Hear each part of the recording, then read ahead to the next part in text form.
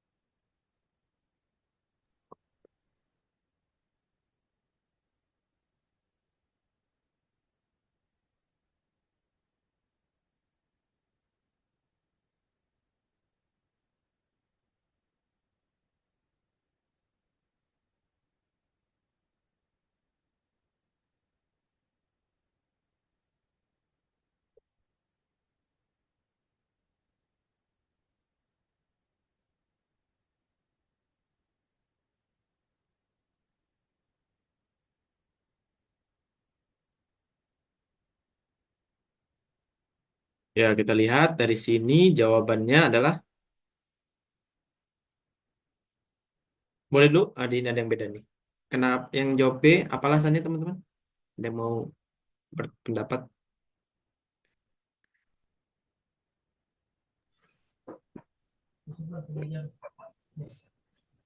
Gimana? Nilai analisa gas darahnya, Hah? analisa gas darahnya. Ada agrinya gitu kayak. Oke. Kalau yang lain, yang jawab E ataupun C, Nirma atau Hestri,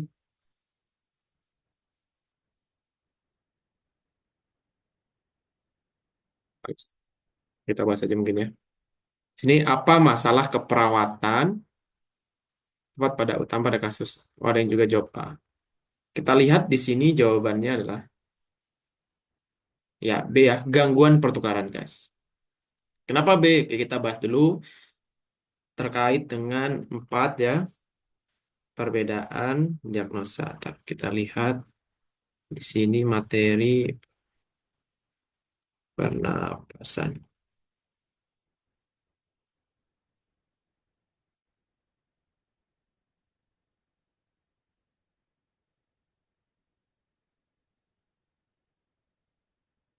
Ini ya, diagnosis serupa tapi tak sama, terkhusus pernapasan ya. Jadi ada namanya ya, bersihnya napas tidak efektif ini sering kita lihat dan juga kita dengar. Dia kompleks masalahnya ya. Karena kan ketidakmampuan untuk membersihkan sekret dan obstruksi jalan napas agar mempertahankan jalan napas tetap paten. Nah, tanda gejalanya apa? Kata kuncinya di sini ada beberapa yang penting. Ada batuk tidak efektif, tidak mampu batuk ya. Intinya tidak mampu mengeluarkan sekret dari jalan napas, produksi seputum berlebih, dan saluran napas mengi, wheezing, ataupun rongki. Jadi ini masalahnya. Mengi atau wheezing ini sama. Kalau pola napas, banyak berhubungan dengan polanya. Dia nggak ada yang menghambat, tapi dia kesusahan untuk bernapas ya. Sesak napas, tampak adanya penggunaan otot bantu napas, adanya pernapas suping hidung menandakan ke apa usaha untuk bernapas susah. Jadi adanya sign atau tanda gejalanya yang muncul. Pola napas abnormal, takipnu, bradipnu, hiperventilasi, kusmaul ya. Nah, kalau gangguan pertukaran gas, ini tanda gejalanya bisa seperti sak. Tapi pada intinya dalam soal ini, dalam eh, kasus atau diagnosa ini, dia ada data spesifik, yaitu apa? AGD yang abnormal. AGD berapa kemarin normalnya, teman-teman? 7,2. pH 7,35 sampai 7,45. Oke, kalau PCO2 35 sampai 45. ya, jadi normalnya 7,3545. Kalau di bawah atau di atas itu berarti nggak normal. Nah, berarti ada pertukaran gas di situ gangguan. Nah, kalau gangguan ventilasi spontan ini dia juga tanda gejalanya ada sesak napas juga. Tapi dalam tanda gejala ini spesifik PCO2-nya harus meningkat. PO2-nya ya, tekanan oksigen dalam darahnya harus menurun dia di bawah 70. Nah, saturasi harus menurun. Dan ada juga penggunaan untuk bantu napas. Dan pH ini nggak menjadi patokan dalam penegakan diagnosa ini. Oke, kalau kita kembali ke soal tadi,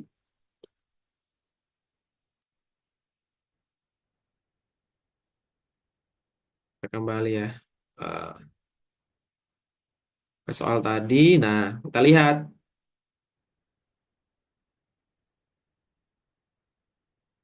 kita lihat. Nah, dia adanya pH 733, berarti nggak normal, ya. Maka jawabannya adalah gangguan pertukaran gas. Kenapa tadi bukan bersenjata napas? Karena di sini juga kan kelosak batuk berdahak, cuma batuk berdahak aja. Nah, ini pengecohnya, dia sesak juga kan tadi sesak juga nih. Terus perfusi jaringan, ya CRT memang 3, tapi kita utamakan dulu airway dulu, airway breathing. Sedangkan perfusi ini adalah masalah sirkulasi. Kecuali dia henti jantung, sirkulasi itu diutamakan. Kenapa? Karena kalau henti jantung, sirkulasinya nggak ada, napas juga nggak ada. Kalau sirkulasinya ada, napas bisa ada. Nah, itu yang bisa membedakan. Kalau gangguan pola napas, ya ada dia memang. Ada keluhan sesak. Tapi dia ada data GD-nya nggak normal. Sehingga lebih tepatnya adalah yang B. Kalau intoleransivitas, nah tadi intoleransi juga masalah sirkulasi. Jadi diutamakan adalah masalah pernapasannya dulu. Maka jawabannya adalah gangguan pertukaran gas. Gitu. Oke, lanjut.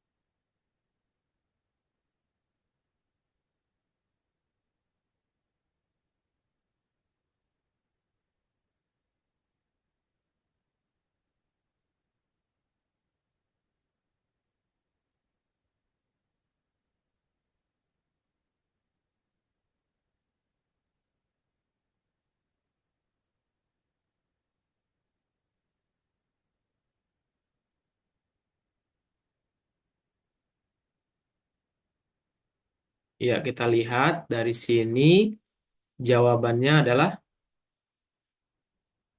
ya D ya, bantu kebutuhan aktivitas sehari-hari pasien. Karena kita di sini kan laki-laki 31 poli mata dengan diagnosa glaukoma ya. Kemudian pasien penglihatan menurun dan mata terasa sakit dan perih. Hasil pengkajian lapang pandang menyempit, fotofobia. Jadi kalau ngeliat cahaya itu sakit gitu ya. Tidak nafsu makan, mual dan lemah. Nadi 100 kali per menit ya. Dan ekspresi murung. Maka di sini apa intervensi prioritas bantu? Karena glaukoma merupakan salah satu gangguan pada mata di mana terjadi penumpukan cairan pada bola mata sehingga menyebabkan syaraf optikus, yakni syaraf kranialis yang mempengaruhi penglihatan. Intervensi yang pertama adalah pertama ya aktivitas dulu, baru mencegah cedera akibat gangguan penglihatan. Kalau kita lihat di sini kan, ajarkan mengangkat benda beratnya. Memang ini mengangkat benda berat ini akan meningkatkan tekanan intraokular ya mata ya. Nah ini menghindari cedera, tapi yang pertama adalah bantu dulu. Jadi jawabannya adalah yang D. Lanjut.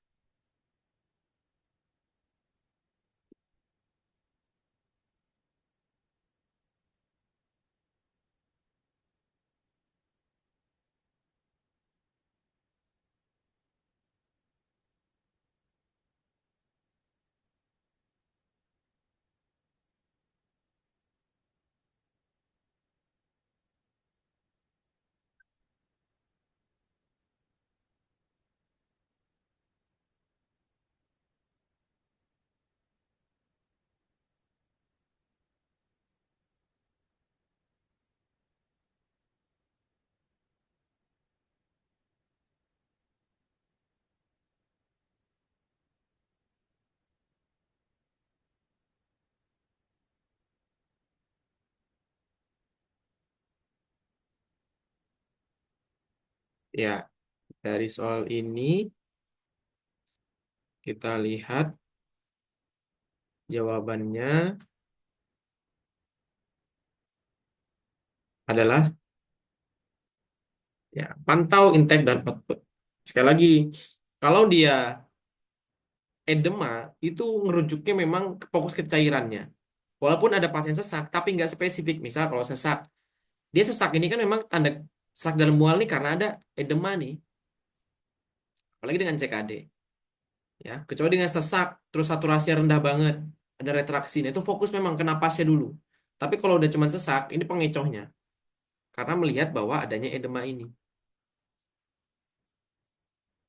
Makanya kita lihat dia tekanan darah mmHg 26 menit, terus itu di sini nadia 90, ditambah dengan hasil HB-nya memang rendah, ya, urea kreatinina tinggi. Apa intervensi keperawatan? Jawabnya adalah pantau intake dan output. Dengan hingga perlu pantau agar apa? Kita lihat plusnya, plus minusnya. Ketika nanti balance cairannya. Oke, kita lanjut. Nah, ini perihal SOP.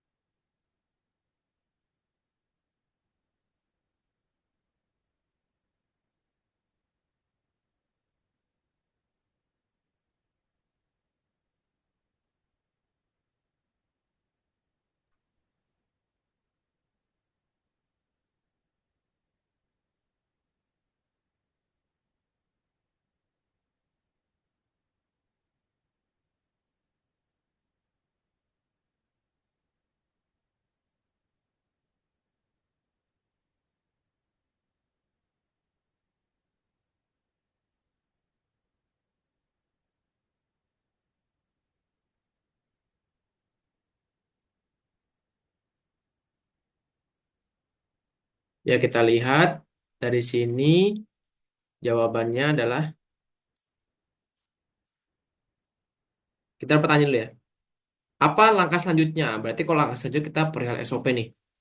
Tadi berarti kalau pertanyaan apakah langkah selanjutnya, kita lihat langkah sebelumnya. Langkah sebelumnya apa? Di sini pasien itu diberi posisi semifowler, maksudnya semifowler ya. Hidung dibersihkan dan diberi pengalas pada daerah dada. Oke, ada berikan perlak di sini ya. Terus itu bengkok didekatkan pasien selang NGT telah diukur, berarti sudah diukur dan diberi tanda pada selang. Apa langkah selanjutnya? Kita lihat jawabannya adalah betul. B, berikan pelicin. Jadi sebelum masuk kan, ya udah kan pelicin dulu. Habis dengan pelicin baru nanti informasikan akan segera masuk. Jadi jawabannya betul ya B. Oke, lanjut.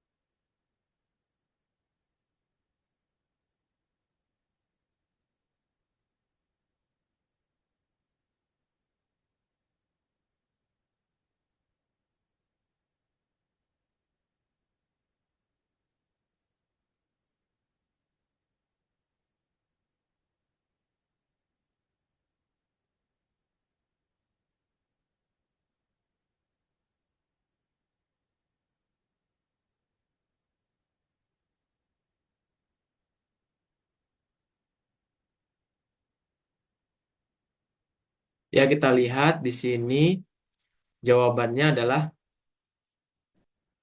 pertanyaan dulu ya. Apakah diagnosa keperawatan yang tepat pada kasus tersebut?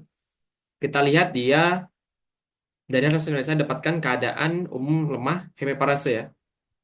Kelemahan anggota gerak sebelah kiri sinistra. Bicara pelon tersedak saat screening disfagia, jadi screening menelan. Nah, kita lihat sehingga diperlukan pemasangan NGT untuk memberikan nutrisi. Nah, indikasi pemasangan NGT ini karena pasien itu beresiko aspirasi. Nah, melihat itu. Mungkin teman-teman juga ada yang ini ada dia medistroke ya. Medistroke ini misalnya ada infaknya. Nah, tapi kita melihat dia yang mengancam nyawa itu apa? Resiko aspirasi. Walaupun misal di sini datanya banyak terkait dengan gangguan mobilitas fisik, tapi tidak cukup urgensi dilakukan daripada resiko aspirasi. Karena resiko aspirasi adalah beresiko cairan masuk ke saluran pernafasan. Maka jawabannya apa?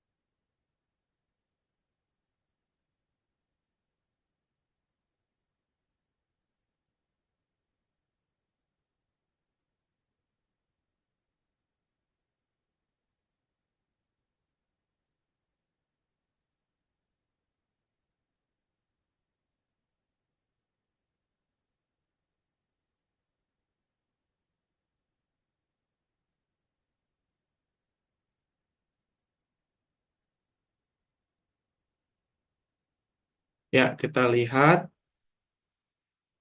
di sini jawabannya adalah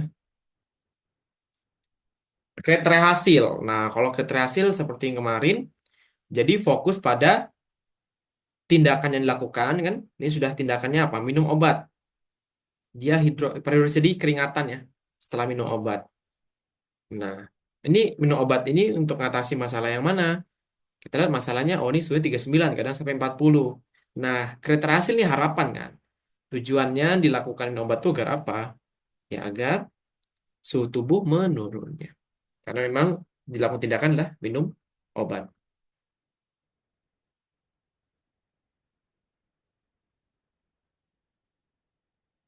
Ya, kita lanjut.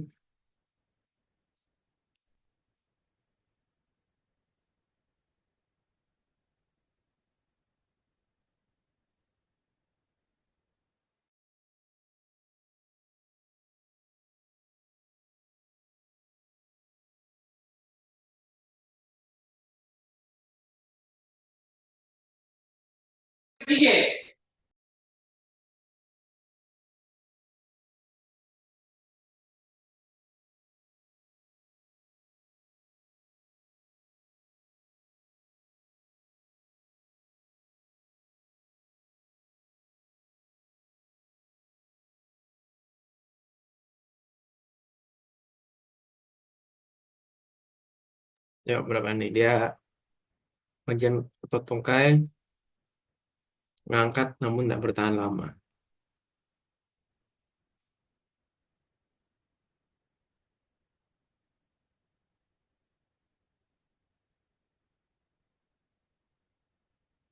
Ya, kita lihat jawabannya adalah ya B ya,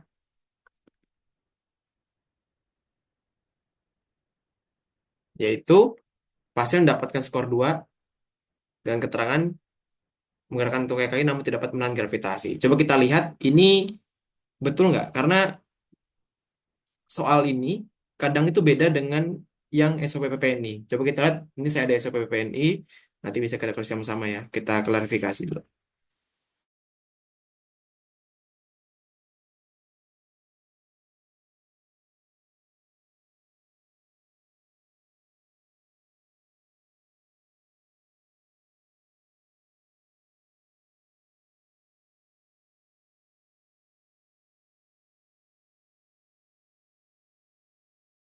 Di antara ya. Nah, kita lihat. Biasanya kalau 3 itu BPNI dapat non tahanan. Kita lihat.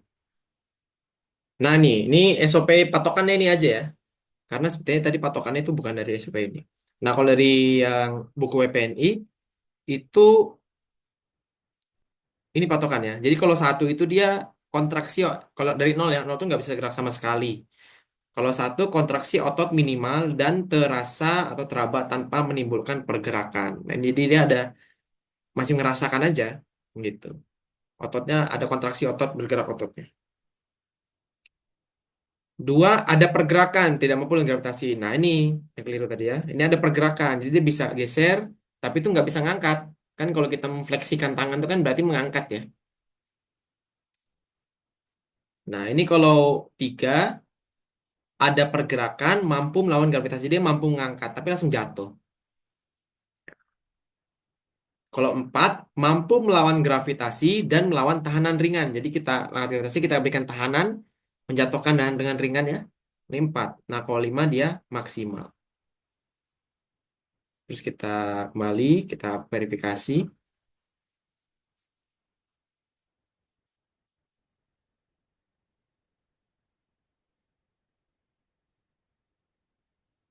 Nah, dari sini soal setelah gips dibuka, dia pasien dapat mengangkat tukai kirinya. Kalau mengangkat berarti mampu melawan gravitasi atau tidak, teman-teman?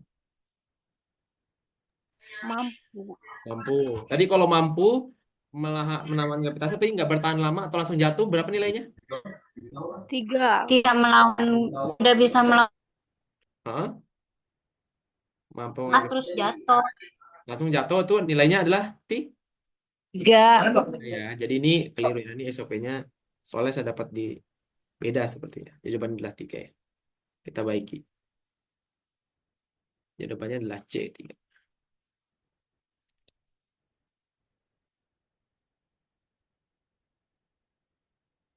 Jadi kita jelasin di sini. Nanti sekalian baca materinya ya. Jadi untuk penerapan materinya, dalam hal ini pasien mampu mengangkat melawan gravitasi, tetapi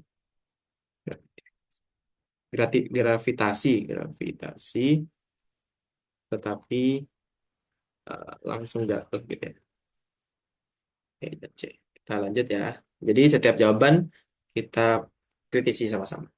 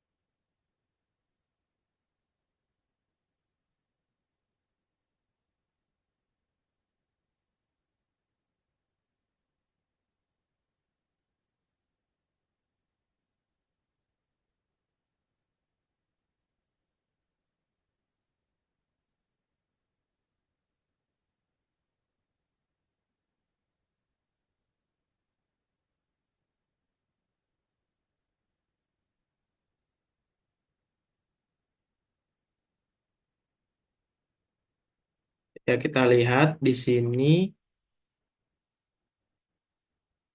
jawabannya adalah ya hipervolemia. Jawabannya adalah B. Jelas karena di sini ada edema penumpukan cairannya, terus ekstremitas alat gerak, asites penumpukan cairan di perut. Berat badan juga 80. Dia karena ada penumpukan cairan tersebut. Nah, ini seperti yang bilang kalau udah dia masalah pada ginjalnya aki ya, akut kidney injury. Nah, terus itu ada asitesnya, ada edemnya, tanpa ada masalah jantung lainnya, itu berarti merujuk pada hipervolemia saja, bukan penurunan curah jantung. Maka dari itu jawabannya adalah yang hipervolemia. Tapi misalnya nih, dalam soal dengan suara rongki, dia batuk berdahak. Nah, itu walaupun ada cairannya di sini, ada opsinya bersenja napas, utamakan dulu pernapasannya ya. Oke, kita lanjut.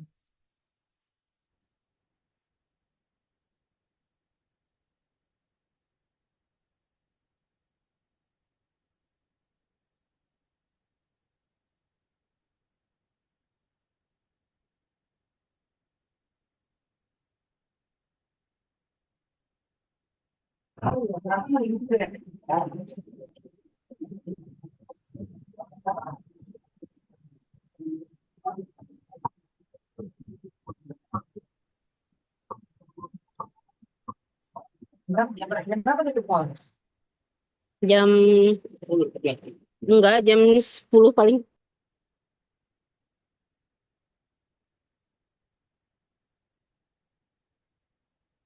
Oke, di sini pertanyaannya, pasien tersebut dalam pengawasan satu orang perawat. Apa klasifikasi dia kan mau memiliki kemauan dalam melakukan kebersihan diri. Nah, ini jawabannya adalah ya minimal care ya. Ini ada penjelasan nih. Jadi kalau minimal care kategori satu ya, sehari dapat dilakukan sendiri.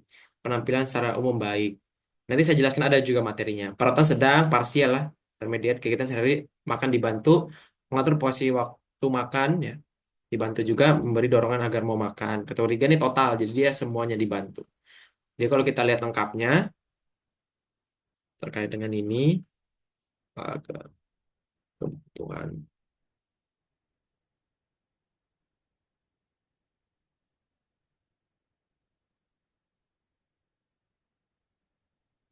tingkat ketergantungan ya.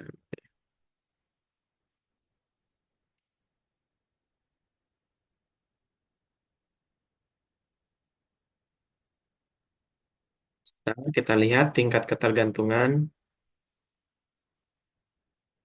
Nah, nih. Jadi tingkat ketergantungan pasien ada minimal care, partial care, total care. Nah, ini kalau 1 sampai 2 jam per 24 jam ya, ini kategorinya, kriterianya. Kebersihan diri, di sendiri, makan dibantu, dan makan sendiri masih ya. Ambulansi dan pengawasan, observasi tanda-tanda vital, setiap jaga setiap shift aja. Dalam sehari itu 3 shift kan, berarti 3 kali. Pengobatan minimal dengan status psikologi stabil. Nah, kalau parsialnya kan setengah ya. Kebersihan diri dibantu, di TV selama 4 jam, ya, setiap 4 jam ambulansi dibantu. Nah, dia dengan kateter urin, namun dia masih setengah-setengah aja. Nah, kalau total nih biasanya pasien intensif, pasien ICU, dia makan selang, terus itu perubahan posisi agar apa meminimalkan ulkus dekubitus, semua keperluan dibantu ya. Gelisah atau disorientasi.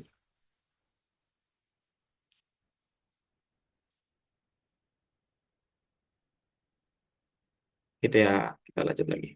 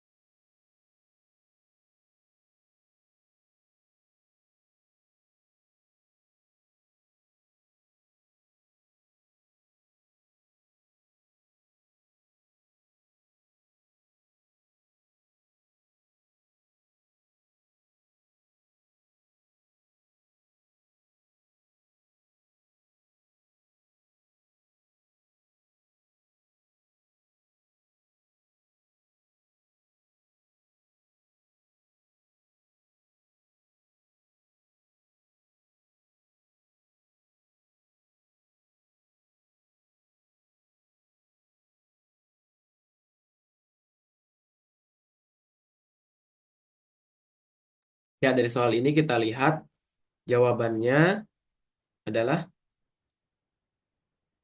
itu ya, lakukan perawatan luka. Apa lakukan perawatan luka? Jadi kita lihat di sini dia hasil pengkajian pasien mengeluh gatal dan panas di area luka operasi, ya kan dia dengan rawat bedah dengan post orif. Terus itu kita lihat nyeri luka operasi kemerahan pada luka jahitan. Nah, ini ada kemerahan, terus luka lembab, nyeri lagi. Nah, tanda-tanda infeksi. Tekanan darahnya masih normal, nadinya 85, suhunya 378 karena memang ada luka operasi ini dengan adanya infeksi ini, tanda infeksi ya, ini bisa menimbulkan demam. Nah, perawat berencana untuk mencegah, ini sebenarnya sudah infeksi, tapi pada intinya agar tidak lebih buruk, mencegah perburukan adalah nah, lakukan perawatan luka. Jangan ini sebenarnya udah gampang banget karena pertanyaannya mencegah terjadi infeksi.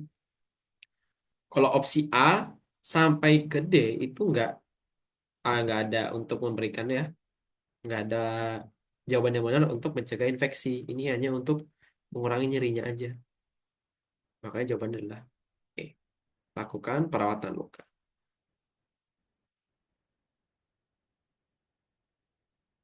Oke, kita lanjut.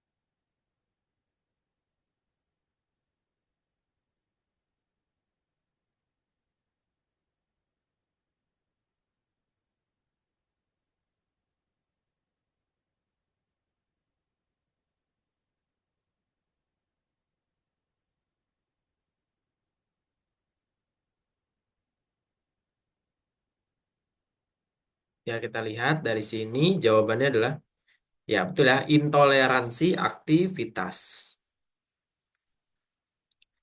Seperti yang menjelaskan kemarin, kalau sudah ada masalah dia, dia ini kan mengecohnya nih ya mungkin ya, retraksi dinding dada. Nah mungkin kalau orang lihat nih, oh ini bisa merujuk pada pola napas, nggak ada nilai AGD-nya, ada retraksi dinding dada. Nah, sedangkan retraksi ini muncul karena apa? Karena si pengajian sangat lelah, sesak akan semakin berat saat hendak ke toilet. Tuh, hendak ke toilet, nah dia sesak tambah berat, adanya EKG ST elevasi, terus itu saturasinya menurun karena dia bergerak ke toilet ya. Maka dari itu jawabannya adalah intoleransi aktivitas.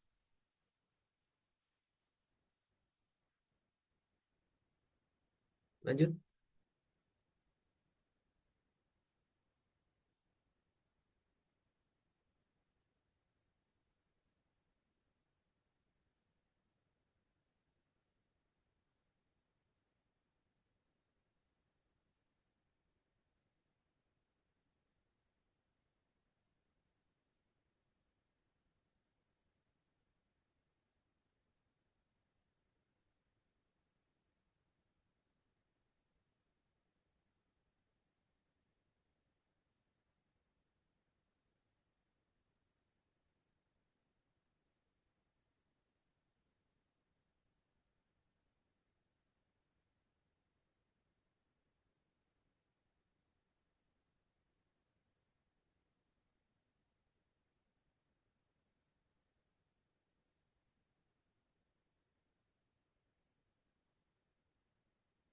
Oke, dari sini kita lihat apa nih jawabannya nih.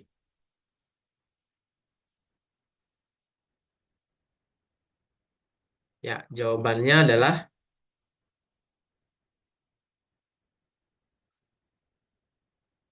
D atau A atau B.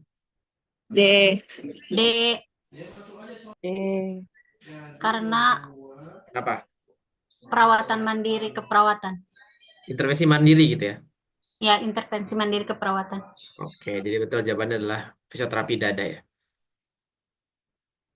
Karena kita lihat di sini pertanyaannya fokus. Rencana intervensi mandiri. Nebu ini kan memerlukan obat ya. Mukolytik ya. Obat-obatan khusus. Nah, ini kan kompetensinya dokter ya. Dan juga bronkodilator. Kateter juga ya misalnya di indikasinya. Ini kan advis ya. Tindakan invasif dari dokter. Nah, fisioterapi dada ini kan tidak perlukan alat bahan yang spesifik ya. Ada teknik aja. Batuk efektif, clapping, vibrasi. Ayo jawabannya adalah melakukan fisioterapi dada. Jawabannya D. Nah, lanjut.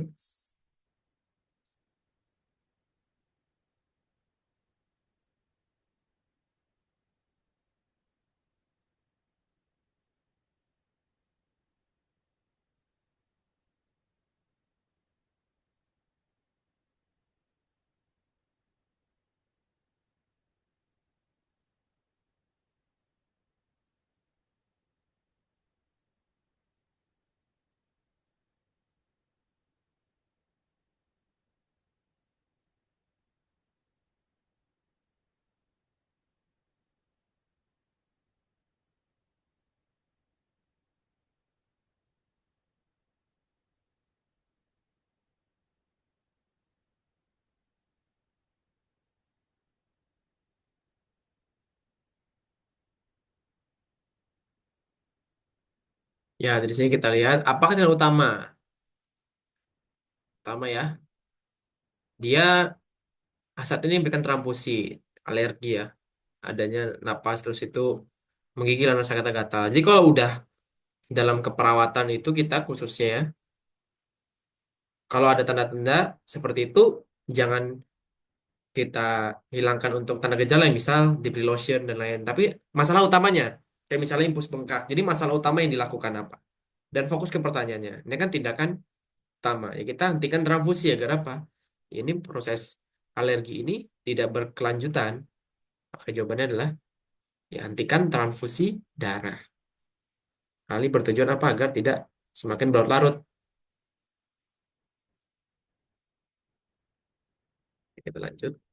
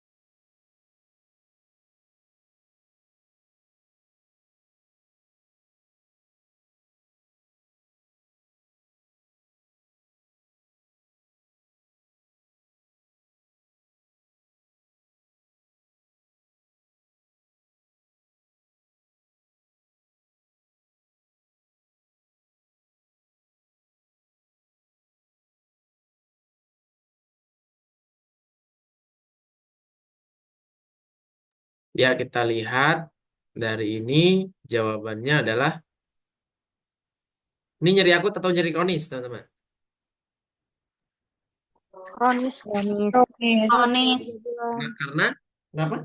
Karena lebih Karena dari 3 udah bulan. dari 3 bulan. Kalau hitungan SDKI nyeri itu lebih dari 6 bulan atau 3 bulan? Kan lebih dari 6 bulan Terkadang kronis. ada yang 6 bulan, ada yang 3 bulan, Kak. Ada yang 3 bulan, 6 bulan ya. Oke, kita lihat jawabannya adalah ya nyeri kronis. Coba kita lihat dulu materinya ya.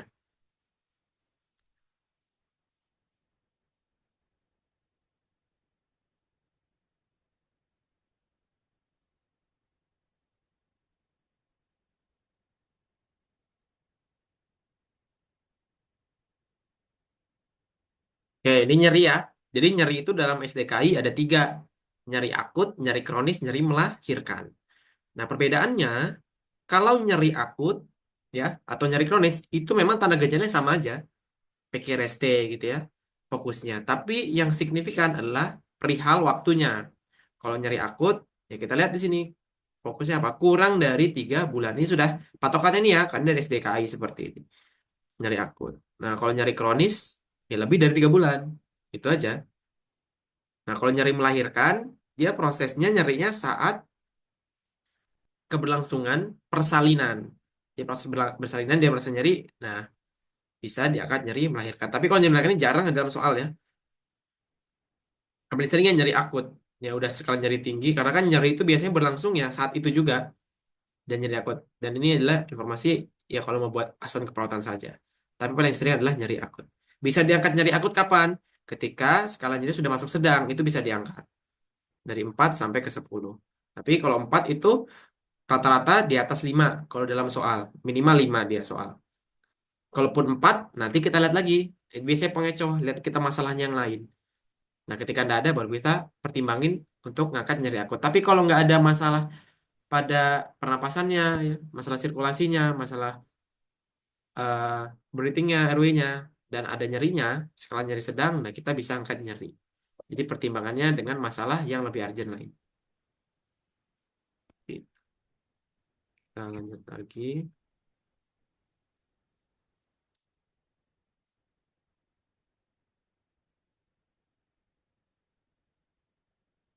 Nah, ini sudah tadi ya.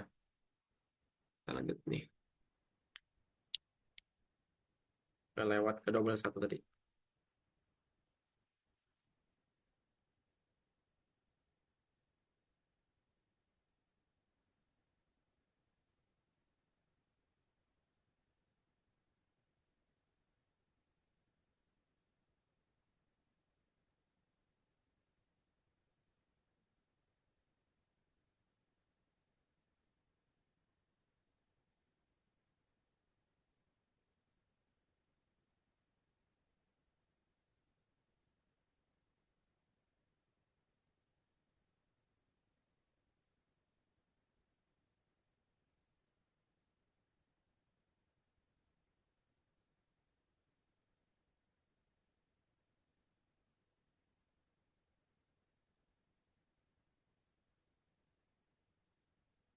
Ya, kita lihat dari sini.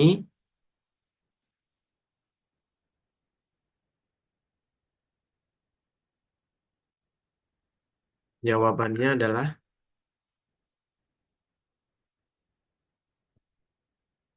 ya, Yes. adalah ya gangguan menelan ya. Jawabannya adalah D. Jadi teman-teman gangguan menelan ini ada nggak di SDK? Ada ya. Diagnosa gangguan menelan. Nah, kenapa gue resiko aspirasi? Karena di sini memang ada yang lebih aktual. Terus ada fokusnya. Kerusakan pada saraf 9, 10, 12. Ini fungsi motorik untuk menelan. Keluarga mengatakan pasien tiba-tiba bisa menelan. Nah, ini kata kuncinya. Pasiennya menghabiskan 3 sendok makanan yang diberikan dari rumah sakit. Ya, 3 sendok. Berarti dia masih ada yang mau. Ya, cuman dia kesulitan menelan akibat ada masalah pada ini. Jadi fokusnya adalah masalah gangguan menelan. Kecuali dia memang dalam soal ini sudah ada skin dysplasia atau terbatuk gitu ya, tersedak dan lain sebagainya. Nah, baru kita bisa fokus resiko aspirasi. Tapi ada nervous glossopharyngeal ya, faringnya, masalah pada faring gangguan menelan. di mana salah satu ini mengatur fungsi menelan pada tubuh manusia. Kekurangan menelan adalah fungsi menelan abnormal akibat defisit struktur atau fungsi oral, faring, maupun esofagus ya, kerongkongan. Tetap adalah sulit menelan. Kita lanjut.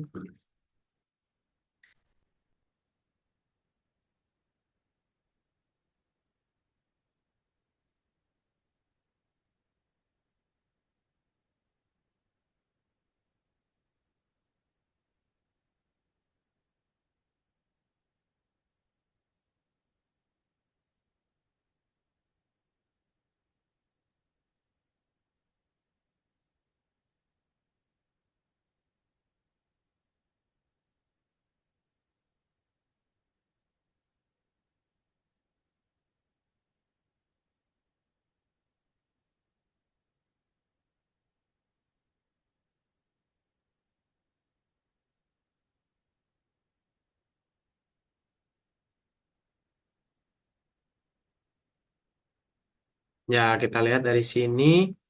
Dia fokus pertanyaannya, diagnosa pertanyaan utama.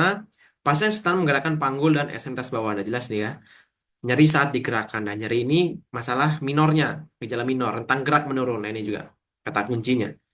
Dan dia ekstremitas teraba dingin. Ini pengecoh. Teraba dingin apakah karena resiko shocknya atau perfusi perifer, cuma teraba dingin aja. Nggak ada penguat yang lain. Dan terpasang kateter urin. Nah, ini untuk ngecoh gangguan eliminasi urin. Padahal ini jawabannya adalah gangguan mobilitas fisik ya. Udah banyak banget tanda gejala terkait dengan gangguan mobilitas fisik.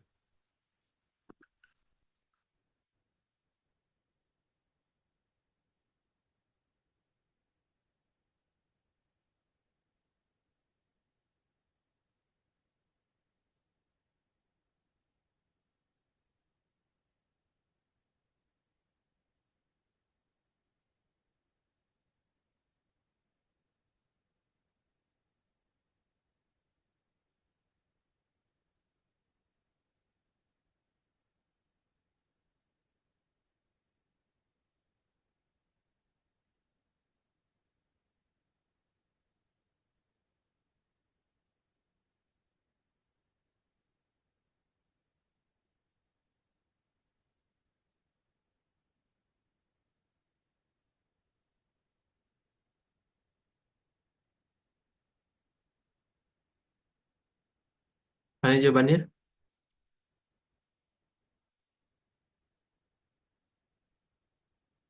C, ada yang E. Ya, kita lihat jawabannya adalah ya, mengoleskan cairan antiseptik pada luka ya. Ini adalah perawatan luka ya. Nah, kita lihat kan berarti SOP ya, berhubungan SOP lagi. Perawat akan melakukan perawatan luka. Nah, ini telah membersihkan luka. Jadi kalau setelah membersihkan luka, kalau kita lihat, taruh saya lihatkan SOP-nya ada enggak ya? Perawatan luka.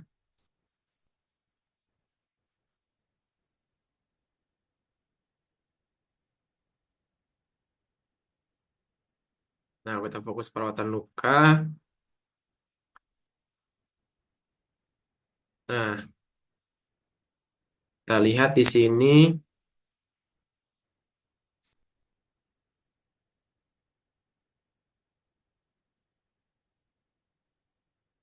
Nah, ini ya. Ini perawatan luka. Jadi dia intinya kan tadi udah dibersihkan kan? Jadi sebelum ditutup kita untuk merangsang pertumbuhan ya kita growth factor, amnion oxidase. Jadi secara langsung itu adalah salap-salapnya ya, dressingnya. Jadi sebelum tutup tambahkan dressing wound-nya. Apakah dressing modern atau eh, dressing primer. Jadi sesuai dengan kebutuhannya. Karena dalam soal tadi kita lihat dia sudah sel. Selanjutnya adalah ya, antiseptik bahasa lainnya ya, pada luka. Baru kita tutup.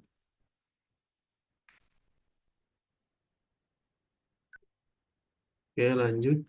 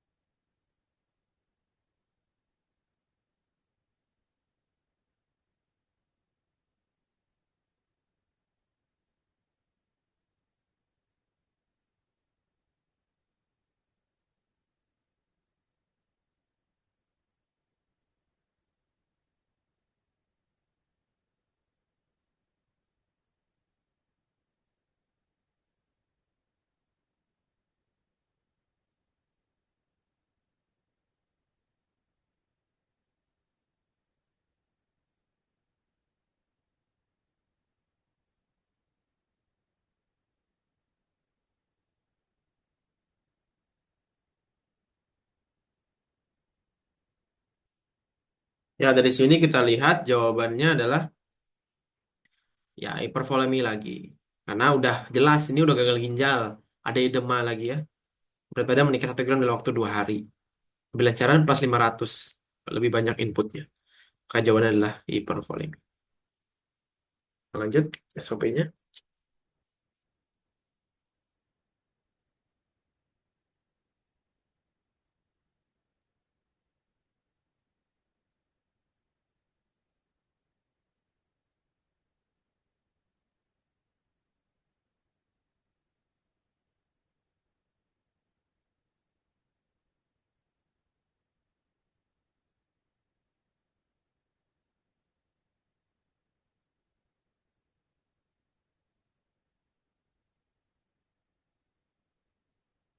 Jawabannya, ya kita lihat dari sini, fokus.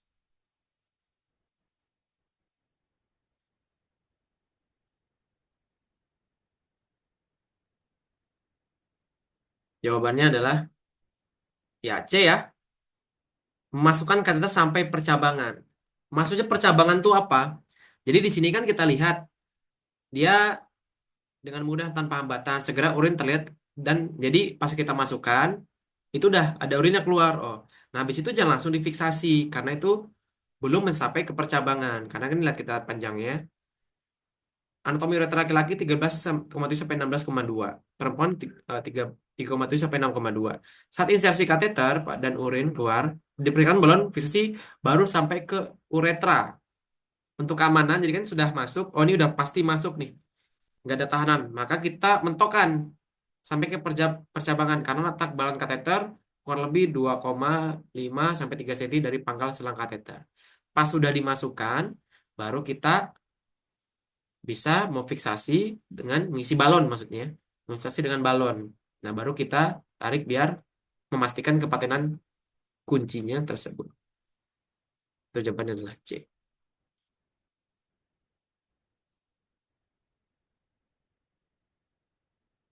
Oke, lanjut.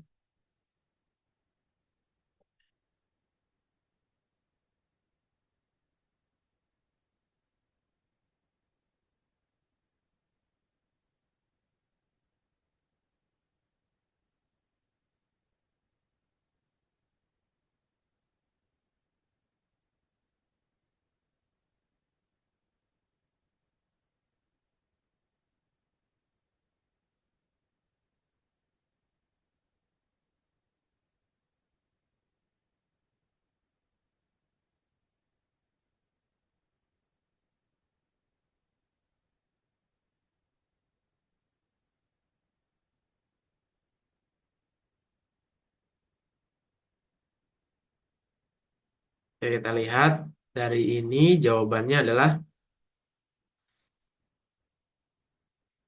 ya kita lihat di sini ya, nggak ada jawabannya. Nah, kita bahas saja ada penjelasannya. Ini kayaknya ketinggalan jawabannya. Kita saat ini perawat akan melakukan perawatan kolostomi. Perawat telah menjelaskan prosedur kepada pasien lalu perawat menggunakan handscoon membuka kantong kolostomi. Kira-kira nih, kita sehabis bersih, habis membuka itu langsung dibersihkan atau dikaji dulu? Kaji. Ya, betul ya. Jadi urutannya Cuci itu dulu. kita kaji dulu sebelum bersihkan karena kita ngelihat slope-nya, kemerahan, apakah ada tanda infeksi, agar teknik kita membersihkan itu fokus ke sana. Jadi dikaji dulu ya. Ini tukar-tukar tadi ya. Ya, kaji dulu ya. Kaji stoma. Lanjut.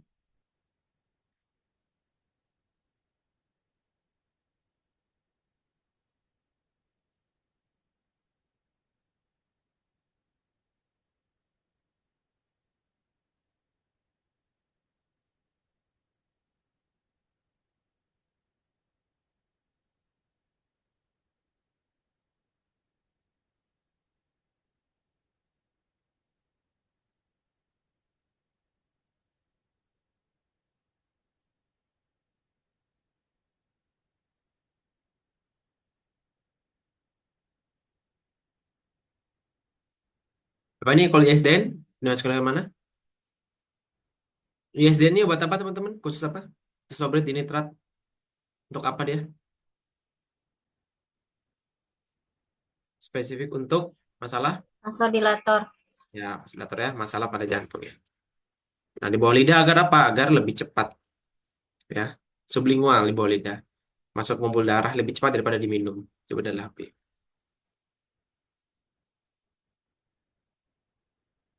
Lanjut.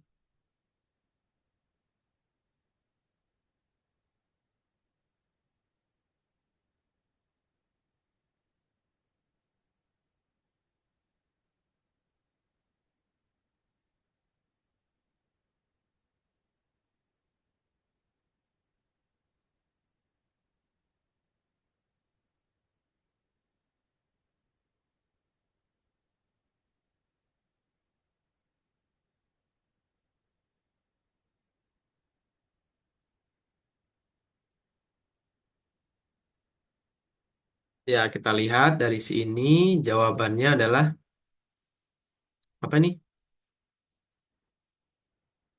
Ya, tetap kita harus ya, ini autonomi ya, kembali lagi sebenarnya ke etik. Autonomi, menghormati keputusan keluarga pasien. Karena di sini kan dia sudah setelah keluarga mendapatkan penjelasan dari dokter, penanggung jawab pasien tetap keberatan dan menolak.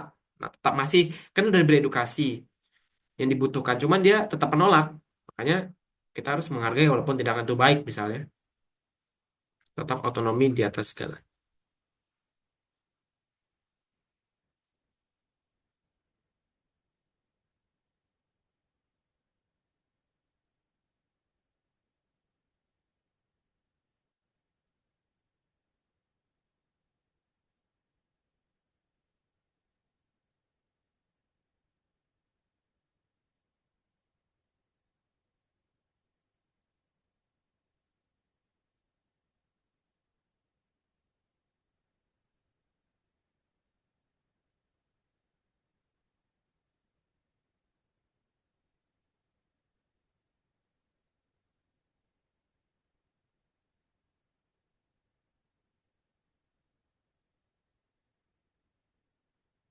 Ya, dari sini kita lihat ada retrotes dada.